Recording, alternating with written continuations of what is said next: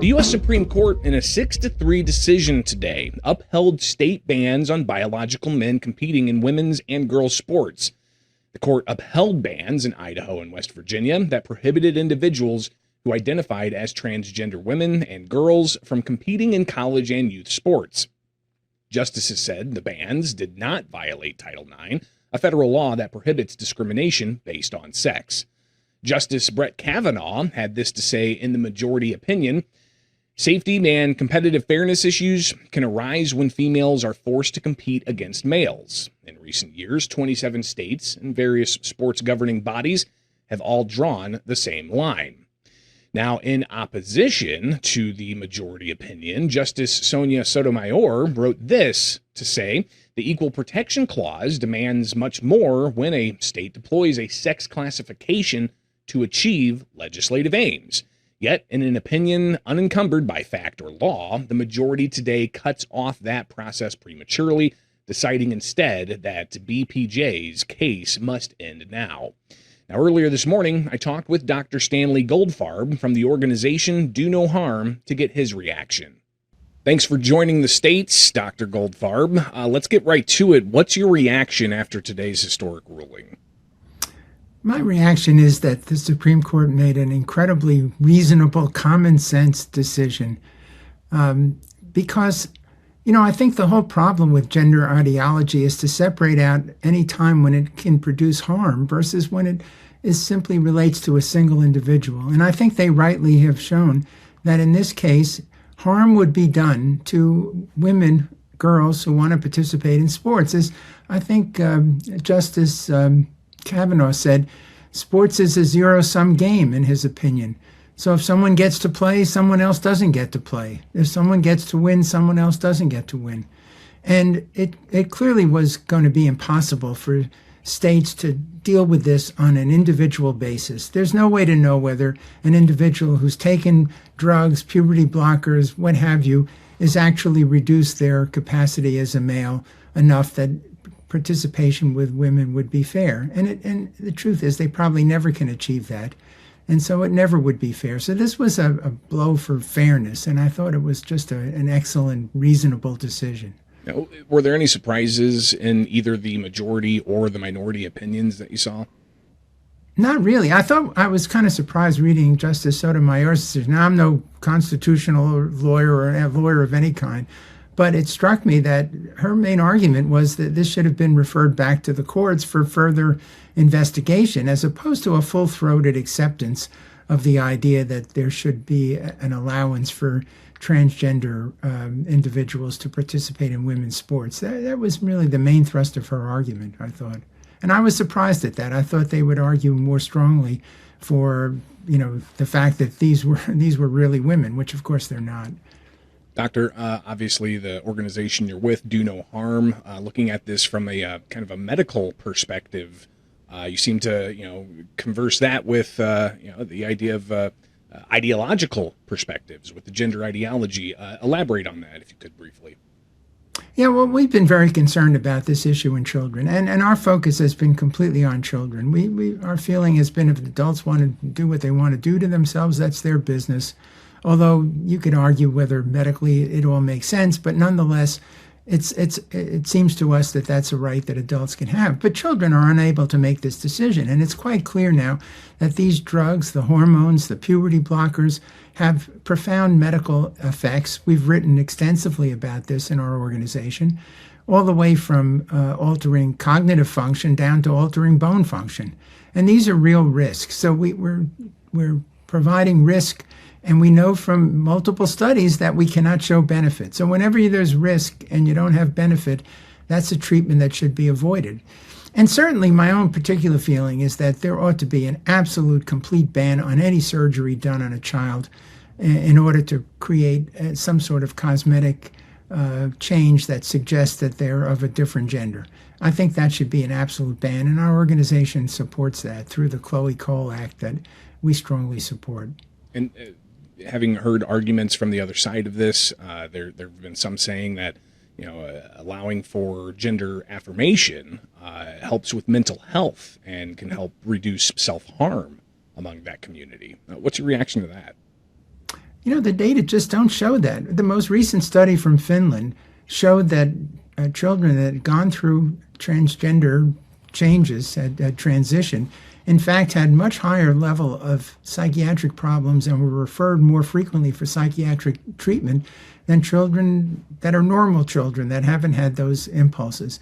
And we do know really from multiple studies from England and studies that we're in the process of conducting here, that this idea of a suicide risk simply because these children are transgender and want to go through a change and aren't able to do that, there's no evidence that there's an increased rate of suicide at all. Children who are in the midst of gender dysphoria are very troubled children. They may claim that they want to kill themselves. They may claim all sorts of things, which of course are of great concern. But the data do not show that there's an actual completed suicides and any greater risk in these children. So when all is said and done, we have a harmful set of treatments. We have an unknown benefit.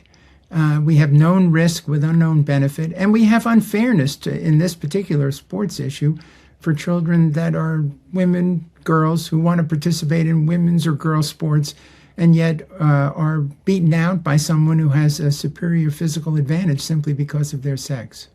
Dr. Stanley Goldfarb for the organization Do No Harm, thanks again for taking time with us today on The States. Now to hear another side, let's talk with Shannon Minter, legal director for the National Center for LGBTQ Rights. Thanks for taking time with The States today, Shannon. Following today's ruling, what are your thoughts? Well, it's really disappointing, and I think the court got the legal analysis wrong. I think Justice Sotomayor was, 100% correct that this is not how the court ordinarily applies equal protection to sex-based classifications. That said, I think it's so important that people understand the court is not endorsing these bans. They're not saying they're not harmful. They're not saying they're fair. They're not saying that every state now has to ban these girls. They're saying states that do ban them, there's not a constitutional barrier to that. But for the half the country that does not have these kinds of discriminatory bans, the door is still open to leave those inclusive policies in place. And I certainly hope that they will, and that some of the states that have bans will reconsider them. Did you find anything surprising from either the majority opinion or the minority opinion issued today? Well, it is a very narrow opinion, which is a relief to me. I do think, this is obviously of huge importance for transgender people and these kids. I mean, it's so sad for these young girls who are, have been playing school sports without problems, and now to have that ripped away from them, that is really heartbreaking and tragic. And I don't want us for a second to lose sight of that human impact. I will say that they're really the larger significance of today's decision is really for women generally. I mean, the court just really changed the equal protection standard for sex-based laws and gave states a lot more leeway to differentiate broadly based on sex. And that I think going forward, that's going to be a very important focus here. I think this was bad for women. Talk a little bit more about what's next here. You kind of laid out some states may continue to allow this while other states will prohibit it. What's next for the LGBTQ community? Well, yes. I mean, there's many states who do permit transgender kids to play. I think what we're in the middle of is figuring out what do fair and reasonable policies look like. And, we filed an amicus brief with the court trying to alert them to the fact that there's a lot of states and localities that have come up with very creative ways to include transgender girls that don't harm anyone else. California, for example, has a great policy that if a transgender girl wins an event, there'll be a shared podium so that nobody has this equal opportunity for all. There's more opportunity for more girls to play and to win, and no one is being harmed. So I think we need to, as adults, come together and find ways to make sure that every young person is included and gets a fair shot to play. I mean, I just think that's our responsibility as adults when we're talking about the young people of this country. And I think that's what's going to be next. I hope finally we'll have some serious reasonable discussion about what kind of policies really do make sense for these kids. Shannon Minter, legal director for the National Center for LGBTQ Rights. Thanks so much for taking time with us today.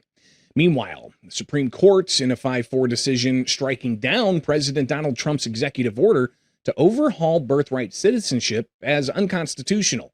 Justices ruled in Trump v. Barbera, a case challenging the president's February 2025 order, stripping birthright citizenship protection from children born after February 19, 2025, whose parents are either illegally present in or temporarily reside in the United States. The 14th Amendment took central focus throughout the court's opinion. That amendment, originally set to confer citizenship rights to formerly enslaved people, was widely regarded as allowing for citizenship of any individual born in the United States.